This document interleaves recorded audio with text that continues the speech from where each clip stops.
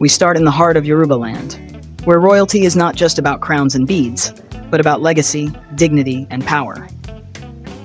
In recent years, social media posts began circulating with a striking black and white image of a Yoruba king dressed in full royal regalia, captioned, "Meet the Yoruba king who took Hitler to court and won.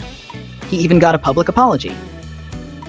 It spread fast, shared on Facebook, WhatsApp, and YouTube. People were amazed. How could a king from colonial Africa have stood up to Adolf Hitler, the man responsible for World War II and the Holocaust? The story inspired pride, a symbol of African courage in the face of white supremacy. But was it true? Timeline trouble. Let's rewind the clock. Adolf Hitler ruled Germany from 1933 to 1945. At that time, Nigeria and much of Africa were under British colonial rule. No African leader, not even a king, had direct political or legal dealings with Nazi Germany.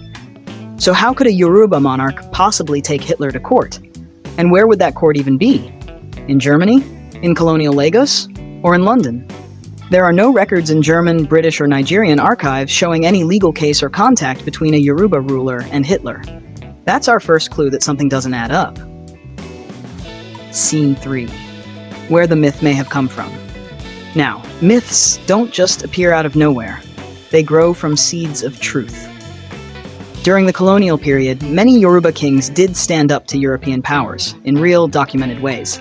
Take, for example, Oba Adeniji Adelele of Lagos, who challenged British colonial authorities over land and traditional rights.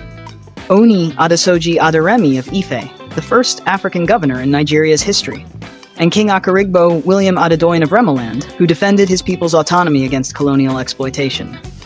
These kings were bold, educated, and strategic. They fought the system using diplomacy, law, and intellect. It's possible that stories of these courageous acts evolved over time, and someone exaggerated it, turning a king who defied the colonials into a king who sued Hitler. Why people believe it.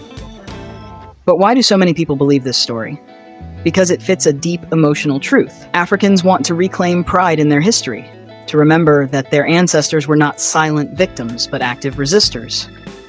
In a world that often portrays Africa as powerless, stories like this offer a sense of victory, even if they're not literally true. It's not about the courtroom or Hitler himself. It's about what the story represents: African courage, dignity, and resistance.